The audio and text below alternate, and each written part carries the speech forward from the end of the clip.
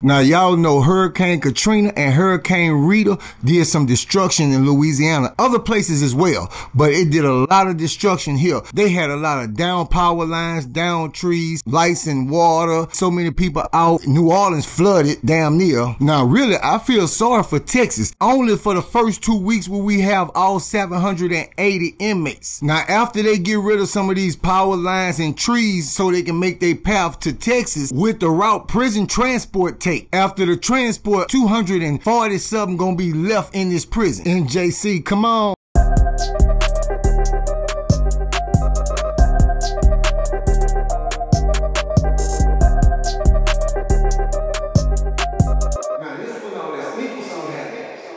As promised, New Jack, I got the prison breakdown for ya. It's late nighter, and I promise you this video either tonight or early AM, one way or another. Alright, so let me start off telling you, I've been locked up with people from NO before. You know, that ain't what we got here. This is something different. When I say Arlene Parish, I mean New Orleans, Jefferson Parish, Terrebonne, Lafleuche, Homer, all these different parishes, Pontchartrain, St. Tammany, Tangible Hoe. It's not frequently that these prisons even cross, meaning North, South, East, and West Louisiana prisons. Now, even though it's not likely that they'll pawn or pimp your ass out to a prison up north, it's not unheard of. Mainly for the most part, up north prisons like to trade prisoners with other up north prisons, as it is with down south, east, and west. Let me give you the rundown. Now, I'm gonna take you through a full week of them being there. We didn't increase 10 to 15 fights a day. Now, I gotta give them their props. They put us on a lot of different games we didn't even know about. They'll finesse you quick. Oh, bro, my bad. I done seen a lot of these dudes pickpocket a nigga whole weapon. Well, that's my book, man. And they love the sneak attack. I remember this like yesterday. 15, 16 dudes from Lake Charles sitting at the table. Only 4 of them dudes playing dominoes. The rest of them just watching them. These dudes facing each other, sitting across from each other on a bench. And I think I'm tripping. Black dudes stand up out of nowhere, hit one of their homies and spike. By the time they realize that boy gone. Now on the cool, knife ain't been nowhere in sight. Old heads on E got his mind right, got him flying straight. Pick it up. 5, 4. We trying to figure out what in the hell made knife go on F and stab one of Baby boys. It's B forever. It's just day 2. Day 3. The first 2 days, Fieldway boys and Terrebonne Parish was on them pills together. They was sharing, they was gambling. I know this ain't their first hurricane. Ain't no packs getting through, boy. Them drugs about to run dry. What they used to can pay 30 to 40 for, that's them old prices, baby boy. It gonna run you about 80 to $100. Sell me a cigarette. Boy, it's $30 a pinhead. Shit done got tight. They making you shrink down to less on the shit you could buy at canteen. Now, don't get me wrong. Them boys came in here with enough drugs that the shit done went up. But that don't stop these druggers. This 10, let me bring you that other 10 tomorrow. If you don't bring that money, bro, you know what I'm gonna have to get from you, huh? When these inmates first hit this prison, they turned a bunch of these lame, no-brain, super flunked out onto that heroin and got them strung out. Me and the fellas moving around, and we want to be in the now. Now, this the first day we see this dude, Boney B, from St. Tammany Parish.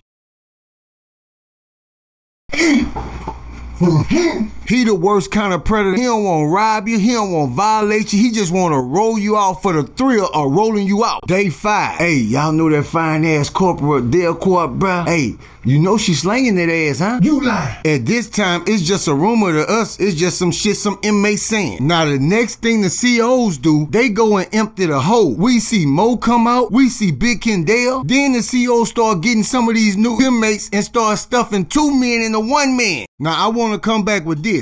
I want to talk about some of the rumors at the time that could have been true, but I ain't seeing with my own 2. You started to hear a whole lot of talk about GQ. They say he went on E and he got into a fight with a dude from Tangible Hoe. They say he was little homie the whole time. Say all of a sudden, somebody hit that boy hard from behind. Now once that happened, oh okay, y'all doing it like that? Say GQ started touching him up too. Bam! 3 more dudes jump on GQ and he just can't maintain.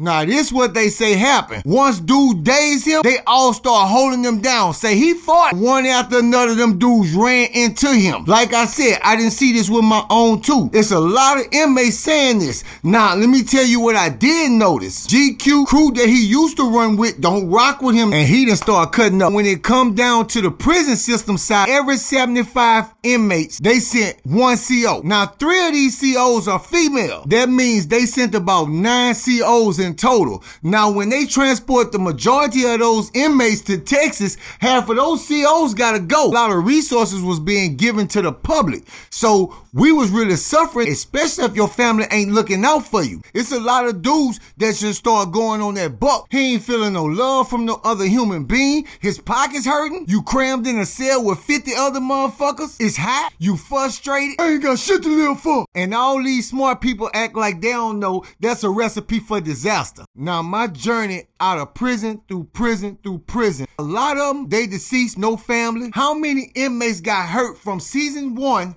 up until where we at now? That shit insane. Now check this out. Now they put you in this environment, and when you protect yourself, just say you get caught, they gonna max you out with whatever your crime is. They don't want to hear nothing, and yet they not doing their job. So many young dudes get turned out. Man, it's a shame. You know, these young dudes coming here, they can't protect themselves. Everybody is not a seasoned criminal. And this prison right here, along the time, not with the inmates from Hurricane Rita, this dude came in after these inmates had been in here already. He was a little short, scrawny Asian fella. They say some dudes from Ponchatoula, and this is what they said, got hold to that man and ran at him the first night he was there over and over and over again. Then after that, they started selling this man. They found this man with his neck broke by the red zone stuffed in the closet. Now, at this time, Roderick seemed like he getting worse. When he was put in that hole, a person like Roderick, he gonna start self-destructing. First, he got the anxiety that build up. He got the anxiousness. He about to lose his mind. He can't pace himself. He always have to be doing something, you know, and he actually didn't calm down a lot, you know, before he got caught and threw in that hole. And in this prison, the hole is about 6x4, 6x5 box. All Louisiana prisons is next to, close to a slave plantation. Now, I'ma jump ahead. When I say jump ahead, I mean past those 5 days. We seen the change with JV Young. He'll still come around us, but he won't stay around us that long. Then after that, he just fell back entirely. Now, somebody touched my ear with something, say JV Young was through the prison throwing crosses. Now, ain't nothing come out of that. I'm just using that to show you man's real, his intent. I'ma go to this dude named HB Bookie. Now, he from Pinesville, Jonesboro, something like that. This about the only dude I knew that could stand toe-to-toe with Kush. Now, this some shit I could never understand. Somehow, both of these two dudes either had a girl that wind up in Concordia women's prison. They met a girl that was already in that prison. For one reason or another, the girls get into beef with each other. Somehow, Kush and Bookie get drugged in there, and now they beefed out. They can't stand each other. Kush and Bookie done did time before in Pine Prairie with no complications. But as soon as they lock eyes and realize that each other in this prison, they let each other know what time it is. Now, they don't pop off for nothing, not right off. I can't tell you this prison wasn't shipping prisoners off when they was. And the ones they were shipping off round about this time, a lot of these inmates was still finding out they was in the last stage. The newer inmates getting tested too, cause a lot of them shoot up and they find out they got HIV or full blown as well. Lieutenant Crafton implemented a new lockdown time. He want us on a weekday, dim lights at 6:30, lockdown 7. On the weekend, 8 o'clock. You know how inmates pick up bad things from other inmates? So do COs. Now, this is when they really get on some dirty shit. Don't get me wrong. I understand. This shit is stressful for them too. What I'm seeing, they spending their time chasing after these 3 women that just got here. Now, you mostly see Ramirez with Vine and Patterson, and a lot of the times, Lattimore be there with them. That's kind of their little clicker. Now, Verhausen, he done turned into Kraft boy. He stick on Kraft ass more than them tight ass Dockers he be wearing. I could tell you about this dude right here named Gambling Dak, cause there's so many stories I got about this dude right here. He had a different kind of scam or scheme when it come down to the gambling. First time I seen this dude gambling with some dudes. When this game started off, he started hitting 7, 7, 7, 11, 11, 11, 7.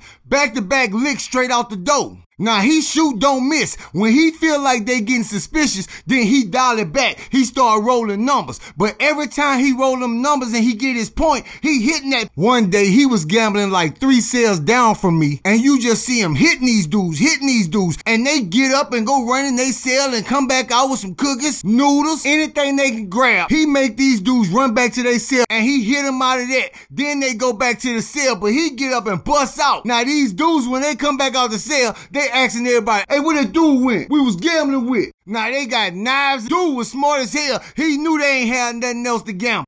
Man, that bitch was cheating. We gonna run across him again. Them boys was coming straight back out. Give me money. 2 days later, they taking turns punching on like his body about to bust out some candy.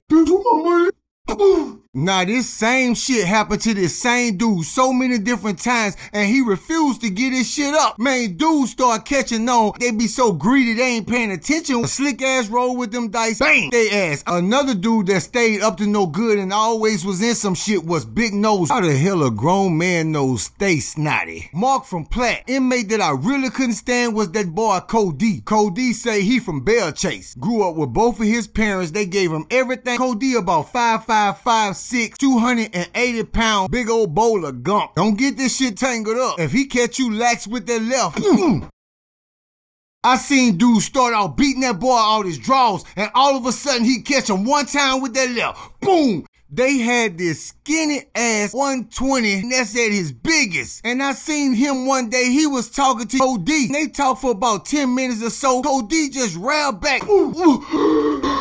Punched that little dude Twiggy in his chest, and that man falling on the ground, can't catch his breath, really gasping for air. Now, I ain't gonna make it like one city better than the other. All these cities f***ed up. And that's the real. These dudes come in here with that ignorant mentality. This prison just get way out of hand, and the COs let this shit climb down like this. Matter of fact, the COs the biggest part that this prison went down the way it did. Cause you got COs like Lattimore, Ramirez, all these COs that done clicked up now, and now they selling one thing or another. All of them ain't just selling drugs. You know, some of them selling phones, then they'll come back and hit you with the minute cards. From that time until the present, you can get anything you want inside a prison. Dudes smuggle some strange shit inside a prison. It's almost like you could say they keep being innovative, coming up with ways to smuggle it in. Some of the way these dudes from New Orleans smuggle shit in, your mind will be straight dust. Round about this time, it was hard to kind of case when things was gonna happen, cause shit'll just boom, randomly pop off, and you right in the thick of it. What did throw us off a little bit, for the first month, all the queens was around each other, and I mean they all, even the ones that been in this prison,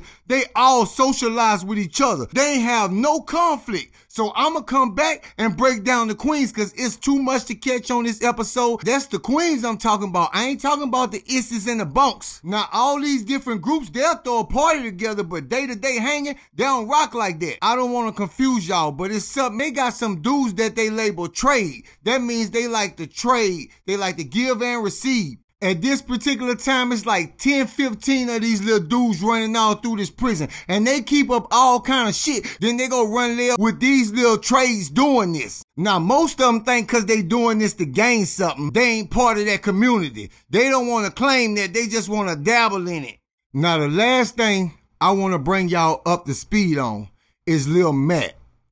Now, over this time we spent in this prison together, somewhere along the way, he started dabbling with that crystal, them Zans, different things like that. Now, when these dudes get here, Matt and that bunch that I'm speaking about that let these dudes turn them out on that roam, he go head first for this shit. Now, granted, Ben stopped sending him shit up here, so he really been running and surviving his crew. They don't mess with that shit. Round about this time, I hardly ever see Matt with them dudes. Matt got about 15 rumors on his head. He busting them queens for that work. He ducking and dodging dudes cause he owed them. Now he done ran himself up in major debt. That's one thing about debt inside prison. If you owe some money, it's gonna pass from ear to ear to ear to. Now the one thing I do respect about some of these dudes, if you borrow something from them and you don't come pay them and you run up a tab, man, they ain't gonna come do you nothing. They ain't even gonna come looking for you. You might never see them again.